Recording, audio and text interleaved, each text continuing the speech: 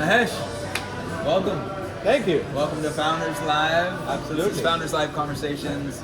We are sitting in Eureka Bar having a beer. So welcome, and hey, we're just gonna have a great conversation here. Just want to hear more about what you're building, Lucrisma. Yep. And you pitched last night at Founders Live Austin. So it's a great job.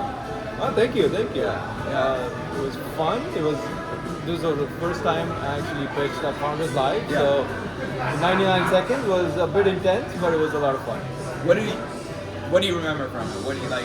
Just that was last night. It was a night ago, but like, what do you take from that experience? Well, the pitch itself was a blur because it was 99 seconds, but the rest of it was fantastic because a lot of the questions that were asked after the pitch itself and the conversation that we had before and after all of that, we actually came back down here, right?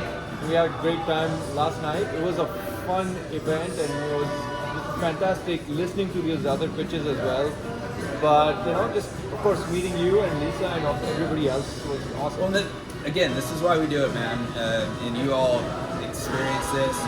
You really gone through it, and we Founders Live, the 99-second pitch, the entire experience is to give you that opportunity to not only get exposure but like feedback, right? And the questions, dude.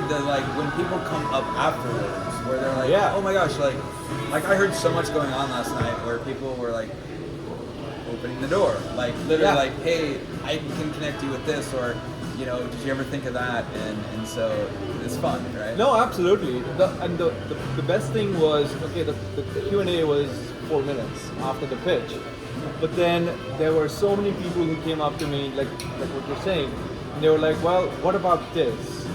And here's my take on what you're trying to do, here's my experience with the mortgage industry, and so on and so forth. So it was fantastic to hear those kind of perspectives from potential customers, Yeah. And then we actually did have one guy who came up and he's like, well, I love what you're doing. I'm an investor. Let's talk. That literally happened. I was going to meet him today, but unfortunately it's going to happen maybe tomorrow. But We love hearing that, man. That's what happened.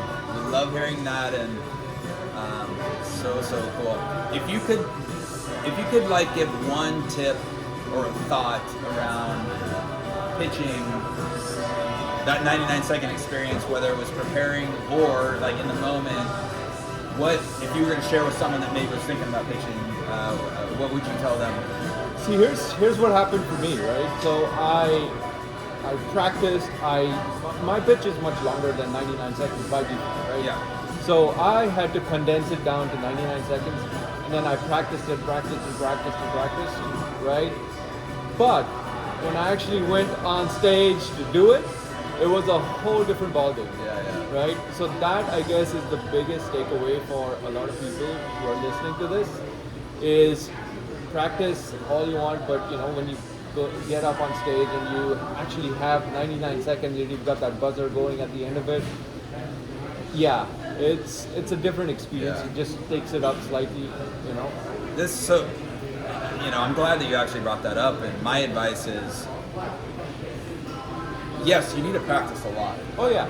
But at the end, it's really about being present and being, just be yourself, be present, and let it flow. Right? And I said this last night too. Like, we literally live, sleep, breathe, think about our stuff all the time. Absolutely. So you guys know like the 1,000 little things about your company, and so it's not like you can't talk about it. Yeah. But we get all nervous, we get all kind of worried, and sometimes people get scared and da. So the key is practice, of course, to the point where, man, you can get up and just be more calm and know your pitch, walk through it, and then know that you're saving a lot for the Q&A, right? You don't need to squeeze. I see a lot of people like go so fast because they want to squeeze all of it in. And it's like, hey, time out. Yeah. Relax. Just deliver a message. Obviously you have to prepare with the right message, and then that there's going to be Q&A, and then you can address all the details then. but you did a good job, man. And the other thing that I'd like to kind of point out is when you practice all of this, you're kind of in your head, planning out every little detail like what you're talking about, right? About the pitch, Yeah. and what you want to say, and so on and so forth. But the folks who are listening to you, they don't know everything about your application or your project or anything, right? So whatever you tell them, they want to know what you are saying, right? Convey the message. It does not have to be perfect. And they are there for the most part. At least the crowd yesterday was very, very supportive. Yeah. Right. They were awesome, and that's, I think, the big takeaway is, most people who come to these things, they want to listen to what people are saying, and they want to support them. Yeah. They're not there, oh, you know what, you made this mistake, or Yeah. you slipped up on that word. That's not what they're there for. No, they they're don't there know. to support you. Yeah. And that's something I think founders need to internalize and kind of use when they're actually doing the pitches. It's great advice. Thank you. Absolutely. Hey, let's shift into Lucrisma, and obviously, you don't need to go into the whole 99-second pitch, but Sure. Let's start with like what problems did you see in the world? Like, what are you actually looking to solve? So I'll tell you, this is a common problem that most people who've ever bought a house have gone through. They get a mortgage, and when they apply for it, it is an absolutely painful process. Right? You have to collect so many different documents, you have to go back and forth with your loan officer and all that kind of stuff. And then on the flip side, I have an aggregator app. It's called Mint. I don't know if you've heard of it. But I have all my information over there, right? Of course, Mint uses that to sell my information and make money and so on and so forth. But I already had all of this information here. When I'm applying for that mortgage, I'm like, why can't you just use everything here? Why can't I just say, all right, here's everything, send it to my loan officer, and they just take it, right? So that's kind of where this whole thing started. And then I've been in the blockchain space for about 6-7 years now. I started the Houston Blockchain Alliance as well. But what this blockchain technology has actually enabled me to do is we can tokenize this data, this financial data, right? And people have so many different accounts. They've got bank accounts, retirement accounts, they've got crypto wallets, they might have a Coinbase account, so on and so forth. So what we do is we tokenize all of this information. We add identity, we add credit scores, we're in the process of adding pay slips and W-2s. So essentially everything that you need when applying for a mortgage, and the same thing can be replicated for auto loans and for other kind of credit. Also DeFi loans, I'll get into that in a little bit, but you now have your entire financial life, if you will, in a secure, private, and personal token, which nobody else has access to. And I even said this to you last night, which was, dude, that's the key. Is like you're creating an environment, a space where people can aggregate all this and then give permissions to. And then revoke the permissions when needed, right? So absolutely. I love that. Like, I mean, just the paperwork. Hopefully, we get away from the literally physical paperwork of all this. But like, even if it's digital stuff, like, you've all probably heard this, where like when you're raising money, you literally have a data vault for like investors. Yeah. It's like, oh hey.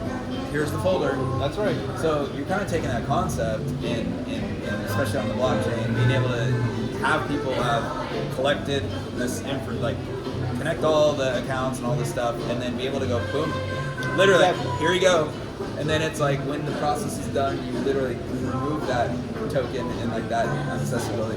That's right. Awesome, man. Yeah. So that's basically what we've built. We've been fully bootstrapped so far. We've launched the product. We have about 100 beta users right now, and 3 B2B partners. And now we've got about 4,500 people on our waitlist. So the plan is to launch to the full launch. What would you say has been the biggest challenge? Yeah, I know. there's a few different things. I guess the macro environment is just a challenging thing for all startups in general, right? Which is why we said, all right, we're gonna just bootstrap, put our own money where our mouths are, and build the damn product. Yeah. So that's what we've done. The other challenge, especially in the traditional finance world, in terms of like mortgages and things like that, is a lot of them are very archaic even now, right? They work on systems which are a number of years old, but their processes are probably decades old. Yeah. And getting them to kind of talk about tokens and zero knowledge proofs and blockchains and all of that kind of stuff, that's been a bit of a challenge. I think that's been the biggest challenge. Which is why we're again meeting these systems where they are. So if they don't understand tokens, we work with them in whatever format they work, right? Yeah. But what we do know is that this is an opportunity, and we are showing them the light in terms of, okay, this is what can be done. You don't need to be using PDFs and paper like what you're saying. So that's kind of what we're at. Yeah, it's there's a long road here for you all, and I think the future is really, really bright from blockchain, financial, and all that. But you are dealing with legacy companies that are like pretty conservative in some of these decisions. But hey, the tide has to turn. It has to. Absolutely. Just be around long enough for the tide to turn. For sure. Any thoughts any questions you might have for me or what's on your mind? Just want to allow that, open up an opportunity for you to, I don't know, get some help, or you want to talk about Founders Live? Just a quick No, question. absolutely. So I want to talk to you about Founders Live itself, and you've built this, and you've been running this for what, 9 years now?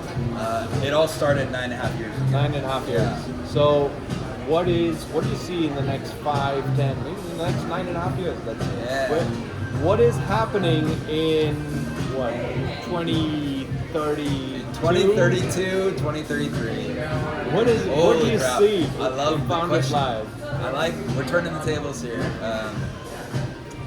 Well, we're in about 110 cities now. Yeah. We for sure will be in 1,000 cities. I mean, our growth is only going to accelerate from the standpoint if it took 9.5 years to get to 100 or whatever. Yeah. We'll be in 1,000 for sure. Every country that will accept this, and there's some countries that may or may not have Founders Live in them. I won't name them. And then I would say, we're reaching tens of millions of people, if not hundreds of millions of people. We're powering new businesses and helping them get going, and there will be not just a fund, numerous funds around this. So unfortunately, you guys aren't getting all the drips drops of investment and funds at this point in time, but stick around another 9 years. I see that. So we're gonna layer on the capital aspect really strongly because that's what everyone needs. But it's going to be different than traditional venture capital. We're still working on all this. And I would say the last thing is a tremendously massive global thing. So, Founders Live Austin happens. Yesterday Copenhagen had their event, Helsinki had their event. This morning Dubai had their first event. So Founders Live Dubai launched.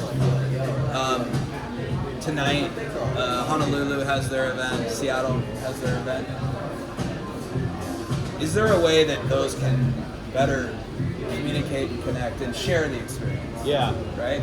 And I don't know what that looks like, and maybe there's some VR or XR, right? Hey, we don't know, right? So what we have now is we can fire up any city around the world, and they're going to have their Founders Live event. But how does this all work? And then, as I was saying earlier, how do you then be able to have intelligence in the system so that you can literally like target geo in terms of like, hey, you want to expand Lucrisma to other parts of the world. Yeah, using our system, being able to power your growth in other areas of the world. Because we reach all these people. Yeah. So that's what we're looking at. Maybe a founder's life, you know, I don't know, across cities competition. Well, you know, we do have some of that already in the sense that we have prime time and the winners go on to Oh, that's right. But we've kind of thought too, like if you take like the NFL or you know any sporting event where it's Miami and you know Chicago. Yeah, exactly. How could there be Miami and Chicago? So That'd be awesome. These are things that we're working on. So, man, thank you so much. It was great to chat. Absolutely.